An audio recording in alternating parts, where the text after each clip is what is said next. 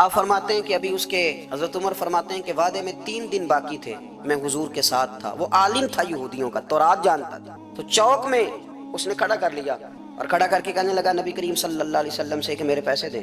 تو حضور صلی اللہ علیہ وسلم نے فرمایا کہ ابھی تو 3 دن باقی ہیں وعدے میں، انشاءاللہ وعدے پہ دے دیں گے. میں نے جو مضمون چھیڑا ہے وہ میں نے مکمل کرنا ہے، آپ میری بات پہ توجہ کرنا. میں کہہ چکا ہوں کہ حضور کو دادا سے بڑا ہی پیار ہے. اب وہ یہودیوں کا عالم کیا کہتا ہے نبی پاک کو، تانا کس طرح دیتا ہے، معاذ اللہ ثم معاذ اللہ، نقل کفر کفر نہ باشا. جب حضور نے کہا نا ابھی 3 دن باقی ہیں تو کہنے لگا جی معاذ اللہ ثم معاذ اللہ، پھر معاذ اللہ، کروڑ دفعہ معاذ اللہ. کہنے لگا جی عبد المطلب کی اولاد کا طریقہ یہ ہے، پیسے لے لیتے ہیں پھر واپس نہیں کرتے. ہے نا اشتعال والی بات. یعنی ویسے ہی آپ کسی کو کہیں کہ تیرے دادے کی اولاد شاری کا طریقہ ہی وہ گرم ہو جائے گا. اور اگر یہ کہہ دیا جائے اس ذات کے بارے میں جس سے آپ پیار بھی عشق کی حد تک کرتے ہو، تو اب تھپڑ تو بنتے ہیں نا 4، اب ڈنڈا تو بنتا ہے نا. لیکن میرے نبی پاک اشتعال میں نہیں آتے، مزاج نہیں تھا رسول کریم. نبی کریم صلی اللہ تعالی علیہ وسلم اتنی بڑی بات کر دی کہ حضرت عمر کہتے ہیں میں نے یوں کر کے تلوار پہ ہاتھ رکھا، نکال لی نیام سے باہر، گردن اڑاؤں گا اس گستاخ. رسول کریم نے فرمایا عمر یہ تو کیا کر رہا ہے، تیرے تو ذمہ یہ تھا کہ تو اسے نرمی کا کہتا اور مجھے پیسے دینے کا کہتا. اب اس طرح کر، اسے فلاں جگہ لے جا، وہاں کھجوریں پڑی ہیں تول کے دے دے، چل 2 کلو زیادہ بھی دے دینا. حضرت عمر فاروق رضی اللہ تعالیٰ عنہ کہتے ہیں میں نے کہا حضور زیادہ کس بات کی، میں تو پوری بھی ذرا ناپ تول کے دوں گا. اور احتیاط سے، کس بات کی زیادہ، اس نالائق کو زیادہ دوں؟ حضور فرمانے لگے زیادہ اس لیے دینی ہے کہ تو نے اسے ڈانٹا ہے، تو نے تلوار دکھائی ہے، اب 2-3 کلو زیادہ دینی. حضرت عمر کہتے ہیں میں لے گیا اور میں نے 2-3 کلو کھجوریں زیادہ دی، پر وہ میرے اندر جو اس کے بارے میں کوفت تھی وہ جاتی نہیں تھی. میرا دل کرتا تھا کاٹ ڈالوں اسے. اور جب میں نے دے لی نا تو میرے قریب آیا، میرے گھٹنے پہ ہاتھ رکھا. آنسو بڑے قیمتی ہوتے ہیں، ایک کبھی نکلتے ہیں. کہتے ہیں جب میرے گھٹنے پہ اس نے ہاتھ رکھا تو وہ یہودیوں کا عالم رو پڑا. کہنے لگا عمر تیرا کیا خیال ہے کہ میں بلا وجہ یہ میں نے بات کر دی؟ کہا نہیں، تو روتا کیوں ہے، پہلے بے ادبی کرتا ہے اب روتا ہے. تو کہنے لگا عمر میں کوئی معمولی آدمی نہیں، میں پڑھا لکھا بندہ ہوں. معمولی ہوتا تو جلدی مان جاتا، میں تورات کا، انجیل کا، زبور کا عالم ہوں. میں نے آخری نبی کی ساری صفتیں اپنی کتابوں میں پڑھی ہیں. میں نے ساری باتیں چھپ چھپ کے نبی پاک میں دیکھ لی تھی.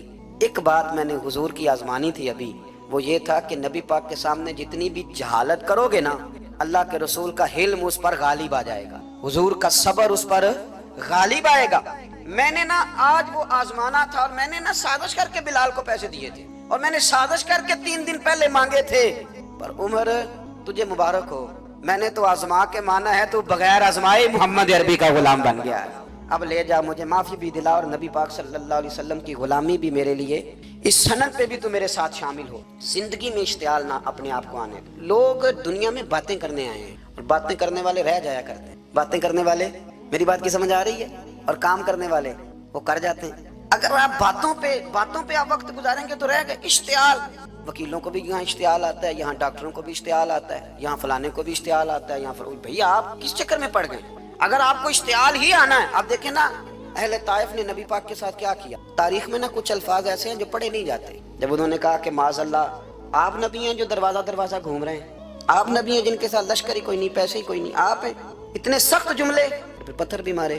اشتعال تو 1.5 منٹ میں آ جاتا ہے بندے کو. اور ہمارے ہاں تو رہ بھی صرف اشتعال ہی ہے، صرف اشتعال ہی ہے، جس کو دیکھو اسے اشتعال ہے. ادھر بھی لڑائی، ادھر بھی دنگا، ادھر بھی فساد. بھیا آپ چھوڑیں.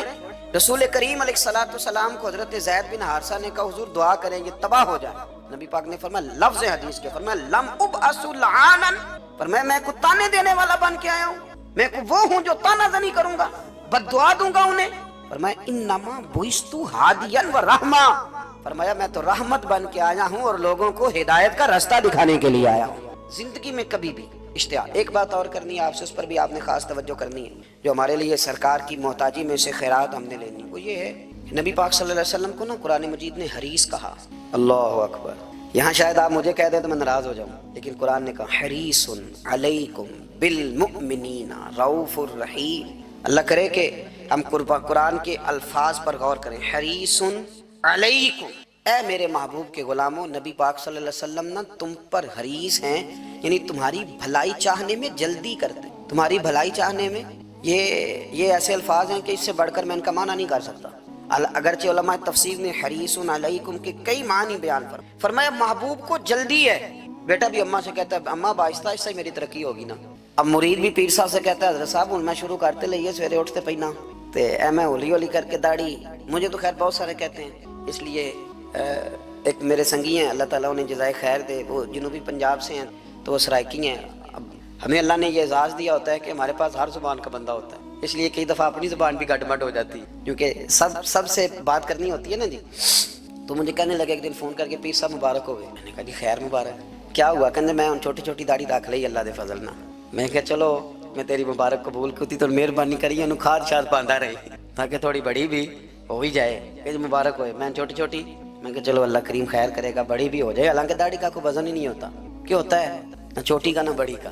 اللہ سمجھنے کی توفیق عطا فرمائے۔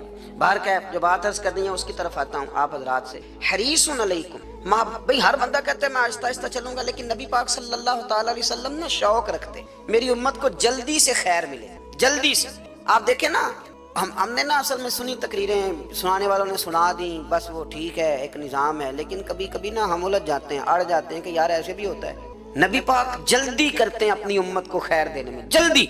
حضرت ابو ہریرہ نے حافظہ مانگا تو فٹافٹ دیا حضور۔ حضرت جابر ابن عبداللہ نے کہا حضور گھر میں غربت ہے تو فرمایا یہ کلو لے جا، کھول کے نہ دیکھنا کھجور، کھاتا رہنا، ختم کوئی نہیں ہوگا۔ جس نے جو مانگا نا، جو ذرا جلدی کر کے، مرنا ہے پھر قبر میں جانا ہے، پھر قیامت تک قبر میں لیٹنا ہے، پھر قبر سے اٹھنا ہے، وَإِذَا الْقُبُورُ بُعْثِرَتْ عَلِمَتْ نَفْسٌ مَا قَدَّمَتْ وَأَخَّرَتْ، پھر وہاں سے اٹھ کے حساب دینا ہے، حساب کے بعد جنت دوزخ کا فیصلہ ہونا ہے۔ اور میرے نبی پاک صلی اللہ علیہ وسلم کو بڑا شوق ہے امت جلدی جلدی جنت میں جائے، لہذا فرمایا ابو بکر تو بھی جنتی ہے۔ حضور وہ قبر، وہ اٹھنا، وہ حساب کتاب، فرمایا میں جانوں اللہ جانے۔ عمر تو بھی جنتی ہے، عثمان بھی جنتی ہے، علی بھی جنتی ہے، طلحہ بھی جنتی ہے، زبیر بن عوام بھی جنتی ہے، طلحہ بن عبید اللہ بھی جنتی۔ 10 بندوں کو نہ کھڑے کھڑے جنت۔ امام حسن اور حسین پیچھے کھیل رہے تھے تو پوچھ لیا کسی نے حضور یہ 10 تو جنتی ہیں، تو فرمایا جو پیچھے ہیں، تو کہا سید الشباب اہل الجنہ، یہ جنتی ہیں اور یہ جنتیوں کے سردار ہیں۔ آپ ذرا پلٹ کے دیکھ لیں کس طرح حضور نے، اور یہ اس شوق کو آپ سمجھیں، ہمیں تو شوق ہی کوئی نہیں، اب یقین کریں نہیں شوق، زیادہ سے زیادہ شوق ہوگا تو اپنے بیٹے کے حق میں ہوگا کہ جلدی جوان ہو جائے، اور اس میں بھی ہماری ڈبل لالچ ہوتا ہے کہ بچہ جوان ہو جائے اور میں کبھی بوڑھا بھی نہ ہوں، یہ بھی جوان ہو جائے اور میں بھی جوان ہی رہوں۔ بھئی یہ تو نہیں نہ ہو سکتا، اگر وہ جوان ہوگا تو پھر آپ کو بوڑھا ہونا پڑے گا، لیکن ہمارا ڈبل لالچ ہے کہ یہ بھی جوان ہو جائے اور میں بھی جوان ہی رہوں، یہ ہو سکتا؟ نبی پاک صلی اللہ علیہ وسلم نے فرمایا، آپ ذرا غور کریں، فرمایا وہ پیر رومہ ہے جو خرید کے دے دے گا میں اسے جنت کی بشارت دے، فرمایا جو مسجد بنائے گا میں گارنٹی دیتا ہوں اپنے لیے جنت میں مکان بنا لے گا۔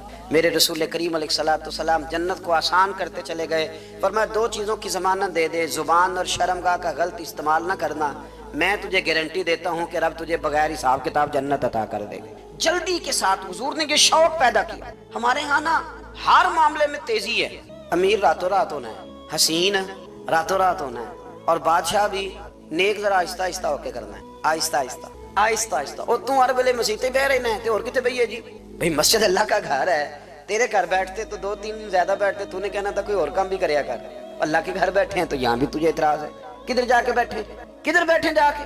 ہمارا ایک پیر بھائی تھا، اللہ اکبر، تو حضرت صاحب کے پاس آ کے نا کسی نے شکایت لگائی اس کی کہ اس کے گھر والے کہتے ہیں دیار والے پیروں کو لے بیٹھا رہنا ہے، تو سب ہنس پائے، فرمان لگے ایک بار پھر گل کری، کہتا جو کہتے ہیں ہر وقت پیروں کے پاس بیٹھ رہتا ہے، فرمایا یار بڑا مزہ ہے، ایک بار پھر کری۔ تو وہ جب حضرت صاحب کو مزہ آتا تھا تو ہمیں مفت میں ہی آنا شروع ہو جاتا تھا۔ تو یہ تو بڑی بات ہے نا جی کہ کوئی کسی اللہ والے کے پاس بیٹھتا ہے۔ میری بات کو سمجھ لیں، جلدی کرتے رسول کریم، ہمیں بھی تھوڑی جلدی کرنی چاہیے نبی پاک کا غلام بننے۔ صحابہ نے بڑی جلدی کی، آپ یقین کریں 1 منٹ بھی دائیں بائیں نہیں، بس آج حکم آیا، آج ختم، آج ہی عمل ہوگا، کل پرسوں ترسوں کی بات کوئی نہیں۔ ساری دنیا جاتی ہے نا مدینہ شریف اور جا کے دیکھتی ہے مسجد قبلتین، 2 قبلوں والی مسجد، یار بڑا مشکل کام ہے، بڑا مشکل کام ہے۔ لوگ کہتے ہیں پہلا تسی انجان دے سو، اب یہ کہنا شروع کر دیا بڑا مشکل کام ہے۔ حضور نے 4 رکعتوں والی نماز 2 ادھر منہ کر کے پڑھائی اور پھر 2 رکھتے ہیں، اور یار مشکل ہے کام، بڑا مشکل۔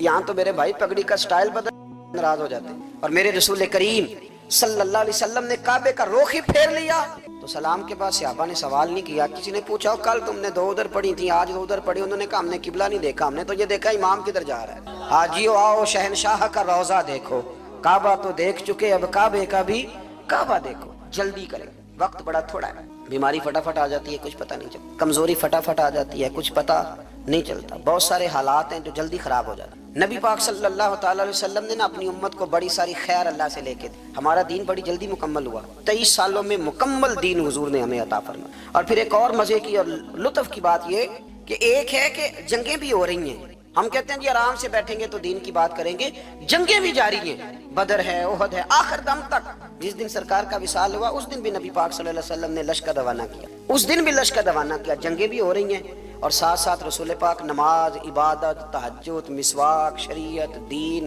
تقوی، پرہیزگاری، ان ساری باتوں کا درس بھی بیان فرما رہے ہیں۔ ہم کہتے ہیں جی وہ فلانے حالات ٹھیک ہو جائیں گے کاروباری تو پھر میں مسجد ہوں، بھئی حالت جنگ میں بھی، جنگ بھی چلتی رہتی تھی، تہجد بھی چلتی رہتی تھی، وہاں یہ حال تھا کہ وہاں پریشانی بھی چلتی رہتی تھی اور درود و سلام بھی چلتا رہتا۔ میرے رسول کریم صلی اللہ علیہ وسلم کے غلاموں، اپنے زندگی میں ناکام وہ لوگ وہ جنہوں نے وقت ضائع کیا، وقت نہیں ضائع کرے۔ ایک آدھ بات حضور غوث پاک کی عرض کرتا ہوں، حضور غوث پاک رضی اللہ تعالیٰ عنہ نے نبی پاک صلی اللہ علیہ وسلم کی اتباع میں وقت گزارا ہے۔ کچھ بندے اللہ کے بڑے خاص ہوتے ہیں، حضور غوث پاک رضی اللہ تعالیٰ عنہ کو اللہ نے اعزاز عطا فرمایا، شان عطا فرمائی کہ غوث اعظم درمیان اولیاء جو محمد درمیان انبیاء۔ اس طرح نبیوں میں رسول کریم کا مقام ہے نا، اس طرح ولیوں میں غوث پاک جیلانی کا مقام ہے۔ حضور غوث پاک رضی اللہ تعالیٰ عنہ کو اللہ نے کئی اعزازات دی، سب سے بڑی بات یہ کہ اللہ نے انہیں کرامات عطا کی۔ کرامت دین کا پورا ایک حصہ ہے۔ ہمارے یہاں نا لوگ کہتے ہیں اخلاق بیان کریں جی، وہ کہتے کیا تھے کرامت کیا ہوتی؟ بھئی کرامت تو قرآن پاک نے بیان فرمایا۔ آصف بن برخیا جناب بلقیس کا، ملکہ بلقیس کا تخت لائے تھے، یہ اللہ نے کیوں آیت نازل کی قرآن پاک میں؟ وہ قصہ کہانی ہے کہ وہ جی تخت لائیں، یہ کیوں بیان کی؟ اور تخت آیا کس طرح آیا؟ انہوں نے کہا کہ آنکھ جھپکنے سے پہلے آ جائے گا، پھر آیا کہ نہیں آیا؟ ان سے پوچھا یہ کیسے آیا؟ کہنے لگے ھذا من فضل ربی۔ او سنگیو، صرف حضرت سلیمان علیہ السلام کا امتی تخت لا سکتا ہے، نبی پاک کا غلام نہیں لا سکتا؟ یار آپ نے کرامت کا انکار کر کے اپنے آپ کو کمزور کر لیا ہے۔ اور نہیں جی نہیں، یہ کیسے ہو؟ کیا مطلب ہے اس کا؟ آپ سورہ نمل روز پڑھے اور جناب سلیمان علیہ السلام کے امتی کی شان بیان کرے کہ وہ آنکھ جھپکنے سے پہلے 80 گز اونچا، 80 گز چوڑا، 80 من وزنی تخت آنکھ جھپکنے سے پہلے لے آئے۔ کسی بندے کا ایمان خراب نہیں ہوتا۔ اور میرے غوث پاک جیلانی، یہ وہ بندے ہیں جن کے بارے میں نبی پاک نے فرمایا کہ میری امت کے علماء بنی اسرائیل کے نبیوں کی طرح ہیں، امتیوں کی طرح نہیں۔ کن کی طرح؟ نبیوں کی طرح، نبیوں کی طرح۔ حضرت غوث پاک رضی اللہ تعالیٰ عنہ، ہم کو ملانگ لوگ نہیں ہیں الحمدللہ تعالیٰ، ہم تو غوث پاک کی کرامت بھی مانتے ہیں پر قرآن و سنت کی اینک لگا کے مانتے ہیں، یہ میری بات سمجھ لیں۔ حضرت غوث پاک رضی اللہ تعالیٰ عنہ طالب علموں کو سبق پڑھا رہے تھے، تو سبق پڑھاتے پڑھاتے نا ہاتھ آگے بڑھایا تو اچانک ہاتھ واپس آیا تو گیلا ہو گیا تھا سارا۔ تو شاگرد بھی بڑے سیانے ہوتے ہیں، انہوں نے سبق چھوڑ دیا، استاد جی کے گیلے بازو کو دیکھنا شروع کیا، حضور یہ کیا ہے؟ تو غوث پاک بھی غوث پاک تھے، ہر بندے کا ہاضمہ اتنا اچھا نہیں ہوتا کہ اس کو ہر بات ہضم ہو جائے، کئیوں کو بدہضمی بھی بڑی سخت ہوتی ہے، کھٹے کھٹے ڈکار آتے ہیں بات سن، کانوں سے دھواں بھی نکلتا ہے کئی دفعہ۔ تو انہوں نے پوچھ لیا فٹافٹ کہ حضور یہ کیا ہوا؟ تو غوث پاک کو پتا تھا کہ سب کا ہاضمہ ٹھیک ہے، میاں صاحب نے بھی کہا تھا خاصاً دی گلامہ آگے نہیں مناسب کرنی، اگلا شعر میں نہیں یہ پڑھنا کیونکہ زیادہ ڈاڈ ہے تو میں ادھر ہی رہتا ہوں، اتنا ہی کافی ہے کہ خاصاً دی گلامہ آگے نہیں مناسب کرنی۔ انہوں نے کہا حضور یہ کیا ہے؟ تو آپ فرمانے لگے تمہارے والی بات نہیں۔ اللہ، ابھی سبق پورا ہو رہا تھا تو بندے دوڑے دوڑے آ گئے اور انہوں نے نعرے لگانے شروع، یا غوث یا غوث یا غوث۔ لوگ کہتے ہیں غوث پاک سے ملتا نہیں، میں کہ ٹھیک ہے انہوں نہیں نہ ملیا، جنہوں ملیا اس سے رولا پانا نہ بڑا ملیا ہے، بڑا ملیا ہے، بڑا ملیا ہے، اپنا اپنا معاملہ نا۔ کسی نے کہا حضور کچھ نہیں دیتے، تو کسی نے کہا میرے کریم سے گر قطرہ کسی نے مانگا، دریا بہا دیے، در بے بہا دیے، جس کو ملا ہے وہ تو شور کرے گا۔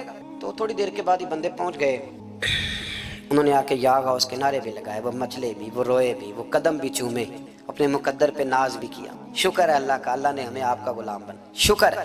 تو طالب علموں نے پوچھا ہوا کیا؟ کہنے لگے کشتی میں بیٹھے تھے تو ڈوبنے لگی تھی، تو ہم نے کہا کہ ہم تو غوث پاک کے ماننے والے ہیں۔ تو پھر حضور غوث اعظم کا دست مبارک نمودار ہوا ہے اور کشتی کو پکڑ کے کنارے لگا دیا، کشتی کو پکڑ کے کنارے لگا دیا ہے۔ ایک قریب کہنے لگا یہ کیسے ہو سکتا ہے؟ تو دوسرا اس کی کمر پہ تھپکے دے کے کہنے لگا ویسے ہی ہو سکتا ہے جیسے آصف بن برخیا کے ساتھ ہوا، بالکل ویسے ہی ہو سکتا ہے۔ سیدنا غوث اعظم کی کرامات اتنی متواتر کے ساتھ ہیں کہ ملا علی قاری فرماتے اتنی تو کرامتیں سنی نہیں جتنی غوث پاک کو اللہ نے عطا فرمائی۔ رب کریم نے انہیں درجہ دیا، وقار دیا، ان کی دعاؤں کو قبولیت دی، اللہ نے انہیں اعزاز کے ساتھ نوازا، اللہ نے ان پر فضل فرمایا۔ ایک تاجر تھا تو ملک شام جاتا تھا اکثر تجارت کرنے کے لیے، مال کما کے لاتا، غریبوں کی بھی مدد کرتا، مدارس کی، مساجد کی، سب جگہ جہاں دین کی ضرورت ہوتی پہنچتا۔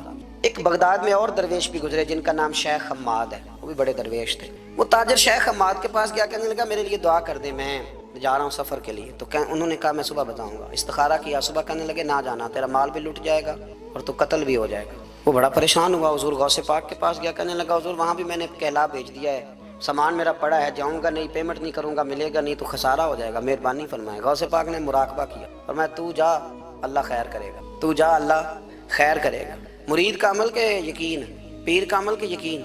चले आप फैसला कर लें तो मैं आगे बढ़ता हूँ। हज़रत गौसे आज़म रज़ी अल्लाह ताला अन्हु ने मुरीद से कहा तू जा और अल्लाह खैर करेगा। वो गया, कहते मैंने पेमेंट की, माल लिया, वापस आया, घोड़ों का सफ़र था, रास्ते में रात को एक जगह सोया, ख्वाब देखता हूँ, ख्वाब में डाकू आ गए, उन्होंने पहले माल लूटा फिर मुझे कत्ल किया, और जब मेरे गर्दन पर उन्होंने खंजर चलाई, ख्वाब देख रहा हूँ तो मेरी फटाफट आँख खुल गई, और जब मेरी आँख खुली तो मैं उसी वक्त ही रख्ते सफ़र बांधा, सरपट घोड़े दड़ाए, कुछ रात को कुछ दिन को, सवेरे बगदाद पहुंच गए। कहते ख्याल था कि पहले गौस पाक के पास जाऊंगा, लेकिन पहले शेख हम्माद से मुलाकात हो गई। मेरा चेहरा देखा, परेशान तो देख के मुस्कुराए, फरमाने लगे भी तेरा पीर बड़ा शानदार है, तेरा पीर बड़ा शानदार है। वो काम जो हकीकत में होना था ना, हकीकत में उन्होंने दुआ की है तो रब करीम ने उसे ख्वाब बना दिया है।